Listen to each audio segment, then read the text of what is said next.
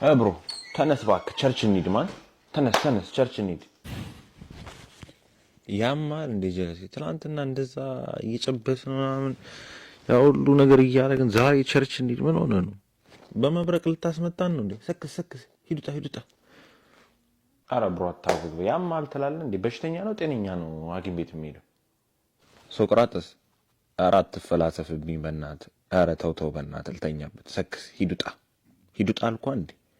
ጥያቄውን መልስ በሽተኛ ነው ጤነኛ ነው ሐኪም ቤት የሚሄደው በሽተኛ ነው ሐኪም ቤት የሚሄደው ምን አይነት ጥያቄ ነው እንዴ አታዝገኝ እሺ አንተ ኃጢአተኛ ነህ ወይስ ጻድቅ ነህ አዎ እኔማ ኃጢአተኛ ነኝ ኤግዛክትሊ ስለዚህ ኃጢአተኛ ስለሆንክ ወደ መድኃኒ ዓለም ቤት መሄድ አለብህ ስሙ ራሱ መድኃኒት የዓለም መድኃኒት ይባላል ገባህ ኃጢአትህ በሽታህ ነው ገባህ ስለዚህ ወደ ሐኪም ቤት መሄድ አለብህ ገባህ ያ ሐኪም ቤት ቸርች ይባላል መንፈሳዊ ሐኪም ቤት ያራዳለች ጀለሴ